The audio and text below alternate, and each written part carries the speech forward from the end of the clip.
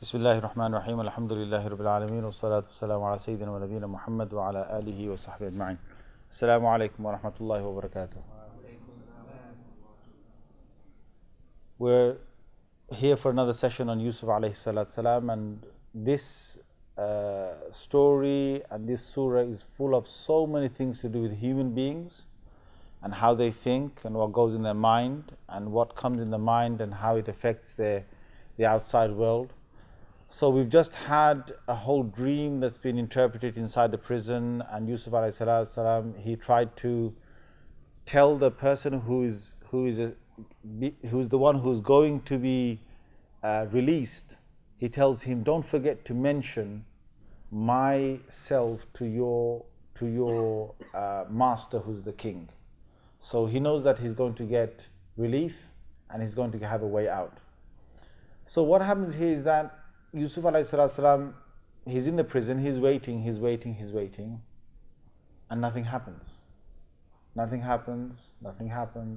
He's expecting maybe, someone's going to come and, tell him, okay, the king wants to see you, or, he probably gets the news of this person, one of them being hanged and the other one, gets released. Whatever the case was, Yusuf alayhi salam sat there, eventually nothing happened. Right? This person did not even mention it to the king. Now, what Yusuf alayhi salam doesn't know is what Allah has revealed to us is that the shaitan is the one that has made this person forget. And I told you last week at the end that the reason why Allah allowed this to happen is because it will be more effective once the need of Yusuf alayhi salam is there by the king. So what happens is he stays in the prison for another 7 years. Now, this is, phenomenal. To stay in prison for quite a few years and then stay for another about 7 years. Now, the actual surah says bid'a sinin. It says, a few years. The actual thing says a few years. Now, but bid'a is used between 3 and 10. And Yusuf alayhi salam stays, according to the tafsir, various tafsirs, stays there for another 7 years. Now, when Yusuf alayhi salam, you can imagine his life inside there, he's staying there. Why is Allah keeping him in prison? Why? There's a question there. Why would Allah do that? Now, these are the questions you need to ask. Is that what wrong did Yusuf alayhi salam do to deserve being in prison for that time? And if you really think about it, there's no wrong, because he's a prophet, alayhi salatu salam. He's done no wrong, and because of the situation of the wife of the minister, he has to go to prison. Now, I know there are many listeners here who are probably thinking, well, what have I done wrong? What's my problem? What did I do wrong to deserve this? Why is God doing this to me? These are questions that come in the mind when a person faces a problem, and the problem is an ongoing one, and it lasts for some time and so on. These are things that happen. But the ultimate thing is that a person needs to say that you don't really know the reason why this is happening. That's what this ayah teaches us. فَأَنْسَاهُ الشَّيْطَانُ. Allah allowed the shaitan to forget. Why? Because after 7 years, there's going to be a good reason why Allah did that, and that's going to be revealed in good time. But during those 7 years, we know very clearly that Yusuf alayhi salam didn't complain. We know that he had the right amount of sabr.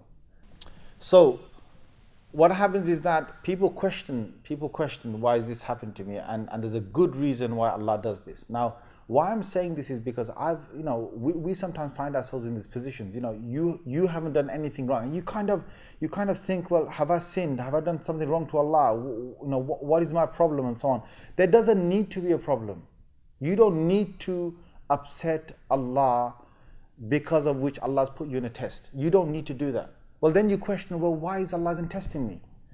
Well, Allah is testing you fine, my friend.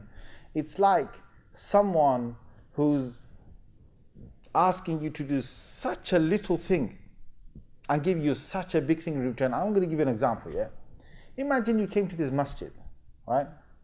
Imagine that you came to this masjid and there's a person who just walked in, right? And he's kind of, when you got that door there, he's kind of got into your way. it was your turn to go, but he kind of got into your way a little bit. He didn't push you, nudge you, but well, you know, he just got into your way. Now, that's a bit upsetting, doesn't matter.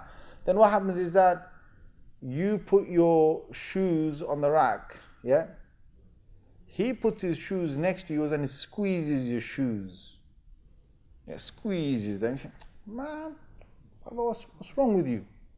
Are you thinking in your mind? But you know, it's nothing wrong. Like, you ain't got no dirt marks on your... He's got nice clean shoes, but he just squeezed your shoes on the shelf. And you're thinking, what's his problem? Why is he doing that to me? Right? But you've kept quiet. You thought, well, you know, nothing's wrong with my shoes. It's not like my shoes are broken. It's not like my shoes have to be mended now. It's just, he just squeezed it. Okay, fine. Then he comes in the masjid and, he, you know, wherever you sit, he just sits next to you. A massive masjid, he just sits next to you. He's not saying nothing to you. He's not talking to you.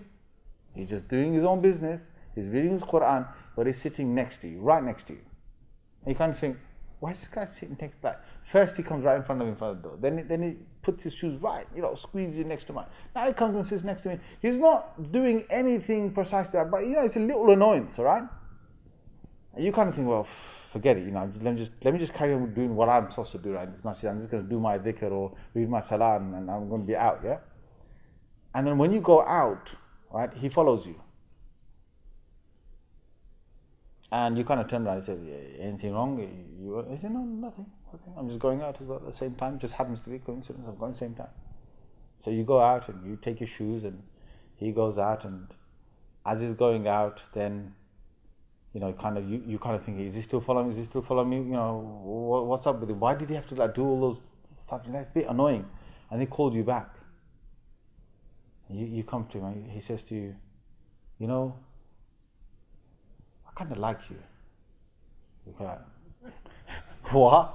This guy likes me? What's wrong with you? You know, you thought, but still, you were polite. You said, yeah, so what are you trying to say?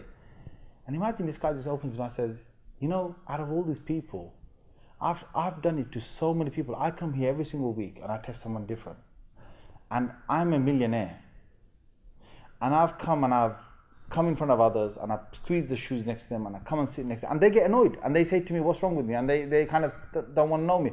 But you know, I like you. You know, you kept your patience. And for that reason, I'm going to give you, and this is for like squeezing shoes next to yours. Yeah?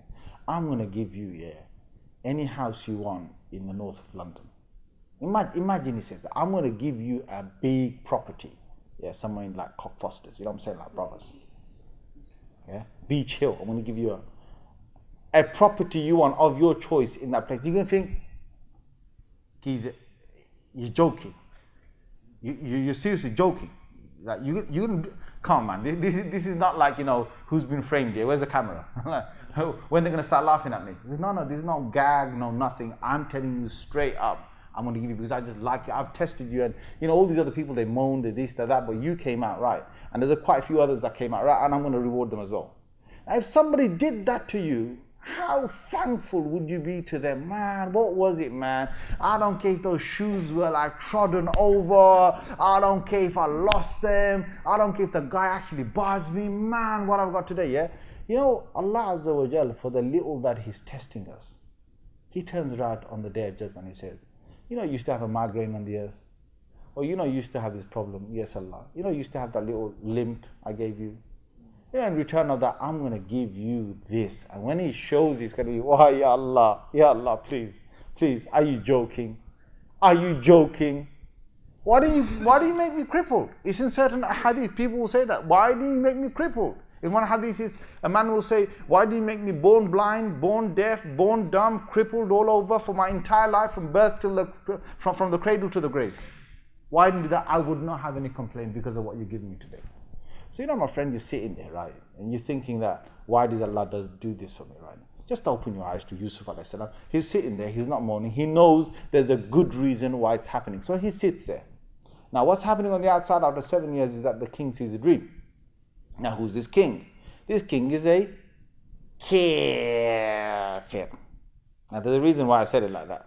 Because some people think that, oh my God, all kuffar are bad, all kuffar this. Well, you know, listen brother, yeah. Allah said in the Holy Quran, Laysu sawa'a, they're not equal. They're not equal. There are very there are many variations of disbelievers. And don't forget, they're all Allah's servants. Even though they disobey Him, they're Allah's servants. And there are Muslims who disobey Him as well, and they're Allah's servants. But I don't want to get into debate about that, and a whole talk about that. What I want to say to you is, there's a non-Muslim king who sees this true dream. And the dream is from a king. So he's going to have a different level.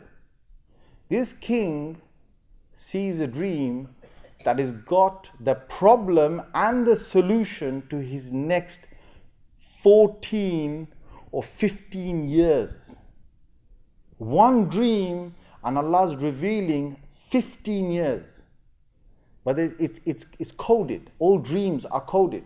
You've got to go to the right interpreter to decode what you've actually seen. And some dreams you see, you could see it when you're young, and it could come real when you're old. Allah's made the nizam, Allah's made the system.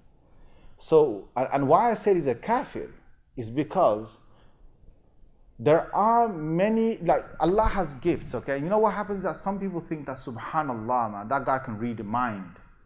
You know, subhanallah, that Shaykh, Allah's given him firasa, he can read your mind, yeah? That might be the case, fine. But then you'll come across a Hindu that can do the same thing. You'll come across an atheist that will do the same thing. You'll come across Dynamo that's going to do the same thing. Yeah, you know, guys, you know who Dynamo is? You know, the magician. Yeah, there are certain guys out there that don't believe in God, or they might believe in a God or not believe in a God, but they don't follow the faith of Islam, and they're able to read minds. Well, we've got Muslims that can read minds. So Muslims say that, oh my God, that, you know, that must be the truth, innit? That must be the truth, innit? He must know it, innit? They don't know anything else beyond that. My friend, anyone who reads minds doesn't mean that he's got the right religion. It's a gift of God, whoever He wants to give it to. And He gives it to people who usually keep a clean heart. If you keep a clean heart, you will start to get a reflection of what people are thinking about. It's a natural thing, whether it's Muslims, whether it's non-Muslims, whether you're even an atheist, it's a natural thing Allah's placed on the earth. And there are many Hindus that can read minds as well. And you travel across the world, you might be sitting here, you might be thinking, nah man, what's he talking about? He's talking a load of rubbish. No, I'm not talking a load of rubbish. I'm telling you, you travel across the world, you will come across these people. You look at studies of these people, you will find them. The thing is, when a person can do a mini miracle, there are people across the world who can do these small little miracles they can mesmerize with. It does not mean they are on the right religion. Doing exorcism on a person and being successful doesn't mean you're on the right religion. Just because you're a Muslim and you saw a person doing ruqyah and took a jinn out, and you know, you think, yeah, that's it, see, we're Muslim, you know, we've got the truth, man. Well, you're going to have loads of Christians saying the same thing. There are Christians out there who take the cross out, who take the holy water, and they do all the, you know, whatever else it is. And then the jinns or the ghosts inside there, they kind of, you know, say, please, please, please, please. And they take the name of Jesus and say, please, please, please, please, don't do this to me. And then they leave. And the same with Islam, with Muslims. You know, you take the name of the Quran, you say, I'm going to blow these ayats on you, and you know, you leave. And you can't have the Quran in your hand or something. I mean, they'll leave. There are those that won't leave, even though you're a Muslim and you're doing ruqyah. And there are those that won't leave, even though they're Christians and they're doing their ruqyah. But it doesn't mean that your religion is right because of these things. It doesn't mean it doesn't mean you've got the right religion because you saw the right dream. It's got nothing to do with that. Where the right religion is another matter altogether. I haven't got this session to go into that, but simply telling you is you've got to have text, and that text has got to be infallible. Infallible, meaning that you cannot find any mistakes in that. And the only book in the whole of the world that has got that is the Quran. Our thing of Islam, why Islam is so true, is it all goes to the Quran, and the Quran is the book that itself proves to the whole of humanity that I'm right. You know why? Because the Quran says, in the face of 7 billion people today, hey guys, try and change me. Try and change me. Go on, change me.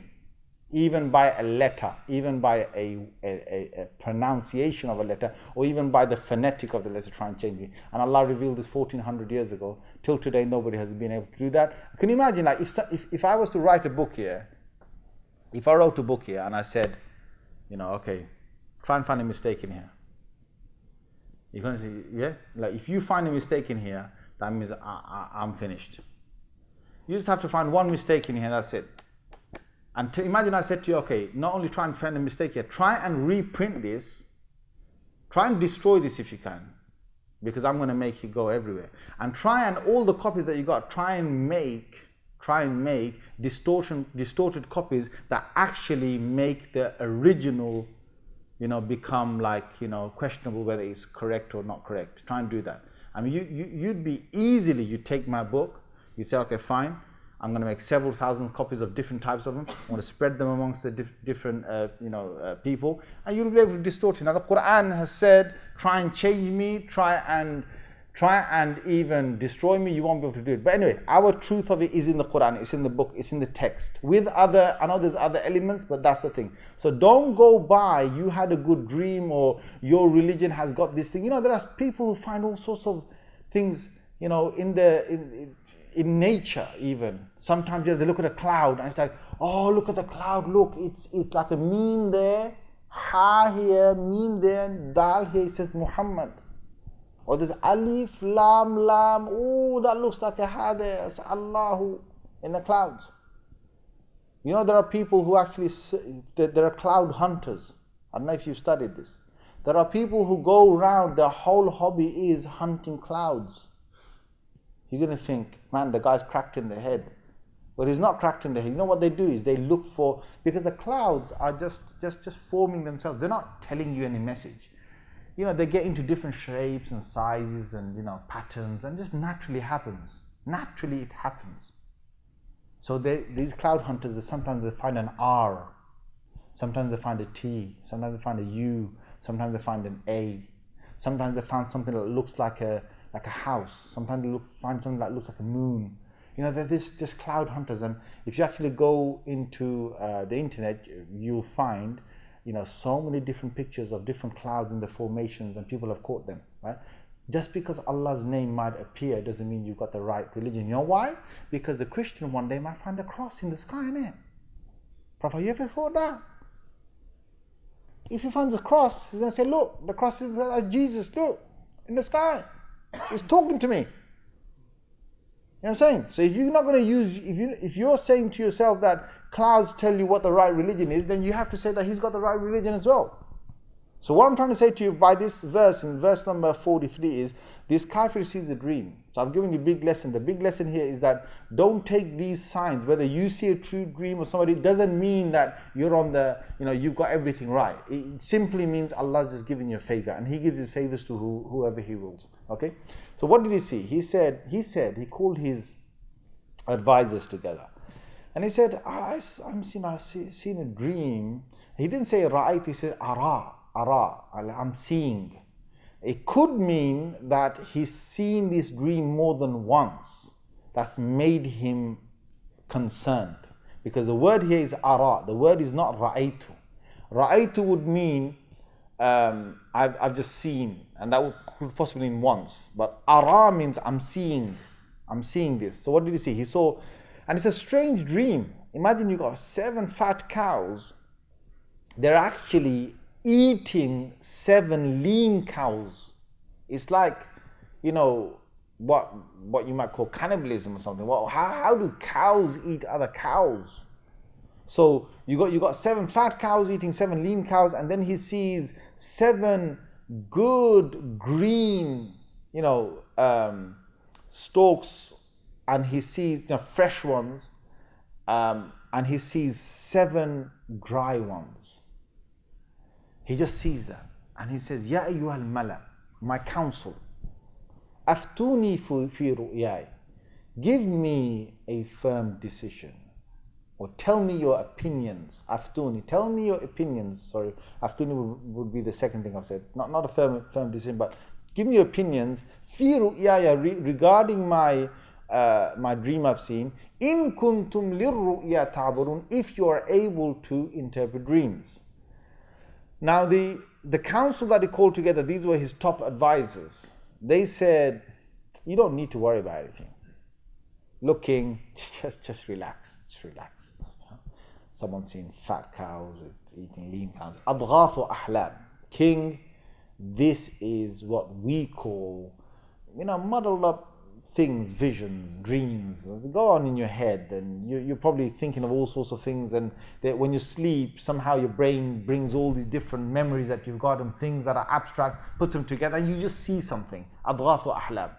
Now, this word adghathu ahlam in ayah number 44 is interesting, because there is in Islam, we say that there are three types of dreams. One is a true dream, one is a dream from the shaitan, and one is adghathu ahlam, this one, which is the muddle of dreams.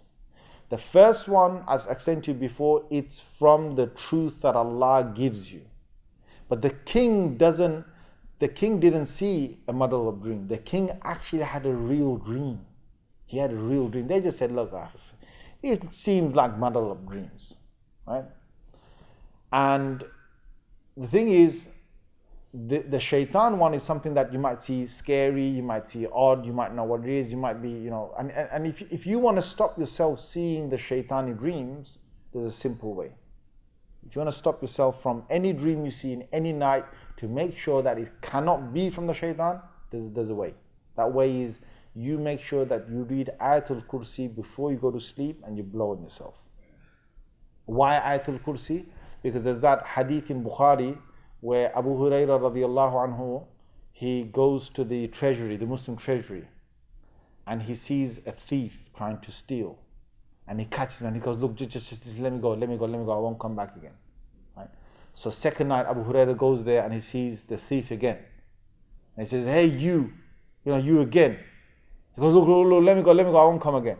Third time, again, the shaitan comes, and this time Abu Hurairah grabs him and says, that's it, I've got you now. I'm going to take you to the Prophet sallallahu alaihi wasallam.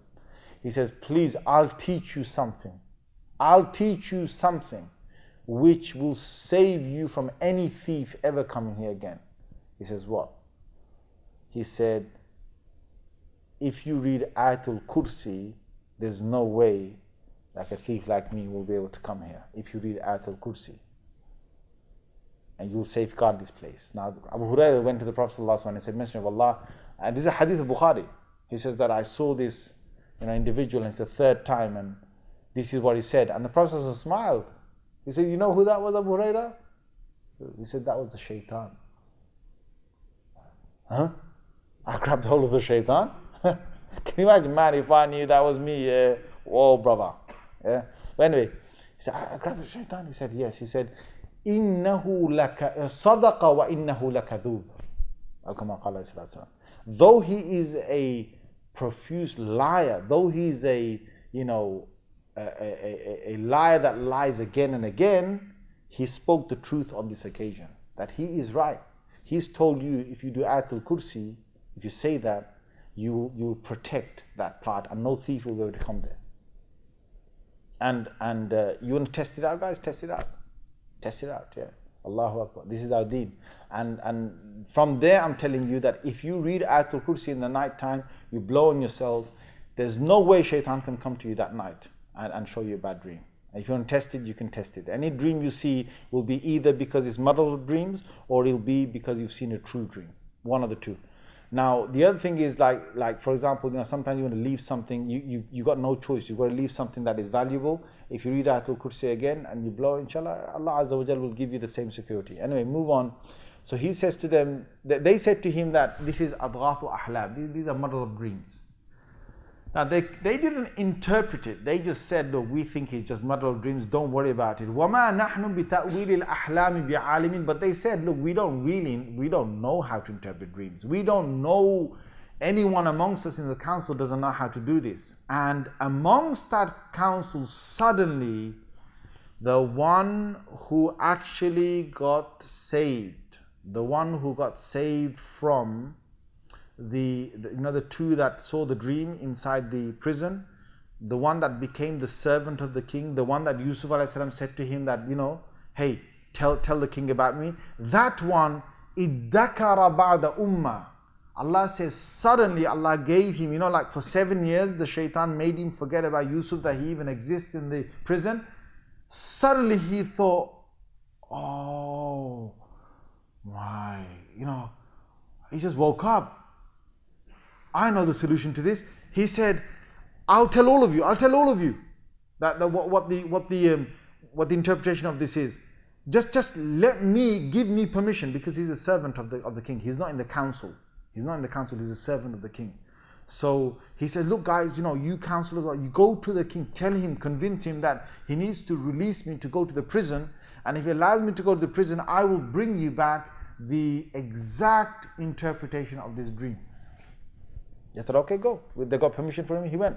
He went inside the prison, searched for Yusuf. When he found Yusuf alayhi salam, he said, first words are this.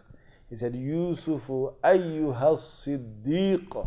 Allahu Akbar. He said, Yusuf, my friend. Oh, my friend Yusuf. Now, subhanAllah, Allah is revealing a big thing for us. Yeah. When a man needs you, he becomes your friend. You know what I'm saying? When a man needs you, he becomes your friend. When a man don't need you, he forgets you for 7 years. You know what I'm saying, brothers? Yeah? Allah creates this necessity for a reason. There are people I need, there are people who need me. But, we shouldn't be like the kind of people that just forget. Forget him, man. Or this person, obviously, it wasn't his fault. Shaitan made him forget. But the story shows that people do tend to not bother about things they don't need. And when they need it, it's like, wow, look at the words he's using. My friend Yusuf, my friend dear Yusuf, aftina fi sab'i baqarat, tell us about the 7 fat cows that are eating 7 lean cows and all that. And he gives him the full dream, because he tells him that, look, the king's seen a dream. And why is he using the words friend for? Because he's being apologetic. He is feeling bad about himself. How did he forget about Yusuf alayhi salam in the prison when he should have mentioned it to the king? So he's feeling bad inside, and the Quran is revealing. Look at the psychology the Quran is revealing. That's why he uses the word friend straight away. Look, you're my friend, Meaning that you're in the position now, if you don't want to interpret from me because you think I've been a bad guy, you don't have to interpret this. True or not? You forgot this man for 7 years inside the prison. He told you, he even told you that you're going to be released from the prison. He even told you you'll become the servant of the king. He even told you that you will serve him wine. And now you suddenly come back, and when you need him, you kind of come back to him. Okay, so anyway, he says, Ayyuha Siddiq, my dear friend. Yeah? Tell me about this. And he tells him about the 7, the 7 fat cows, 7 thin cows, and the 7 green stalks, and the that are fresh and ripe, and the 7 that are dried out. But he says, La'alli, these are the things that this servant adds. He says, perhaps I will be able to return to the people. لَعَلَّهُمْ يَعْلَمُونَ. So maybe after I say all of this to them, they will definitely know that A, they will know the interpretation of the dream, and B, they will know that you are an amazing person. And how can an amazing person like you be inside the prison? So I'm going to do my best to try and get you out of prison this time, definitely, if you tell me what the interpretation of this dream is.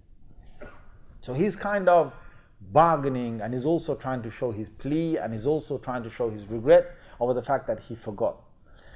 Now, prophets are prophets, alayhimu salatu wasalam. The beauty of this is that Yusuf alayhi salam doesn't say, okay, yeah, all right, I'll give it to you, but you know what Yusuf alayhi salam could have done? He could have said, okay, you'll get the interpretation of the dream, but get me out of here first. I don't trust you. He could have struck a bargain straight away. This guy disappeared last time, he didn't come back. But Yusuf didn't do that. These are prophets, alayhim salatu salam. They have a heart that they want to help everyone they can. They want to help humanity. They don't have a difference between this man was in my favor and that man wasn't in my favor. They like people generally. So he says, تَزْرَعُونَ سَبْعَ سِنِينَ دَأَبًا. 7 consecutive years you will get good harvest. Whatever good harvest you reap, you must keep it in its, keep the corn in the ear, or keep it where it is. إِلَّا قَلِيلًا مِمَّا تَأْكُلُونَ. Store it away. Only eat little of the crops that you harvest for the next 7 years. Store most of it. ثُمَّ يَأْتِي مِن بَعْدِ ذَلِكَ. After that you will get 7 years of drought, very tough on the people. And this he's saying where? In the land of Misr, in the land of Egypt. This is one of the biggest cities in the whole of Arabia at that day. يَأْكُلْنَ مَا قَدَّمْتُمْ لَهُنَّ. These 7 years of drought will produce no harvest. They will eat back everything that you've stored. So the 7 years of produce you first stored, you'll be able to use those in the next 7. إِلَّا قَلِيلًا مِمَّا تُحْسِنُونَ. Except that you'll even have a bit that you can store aside.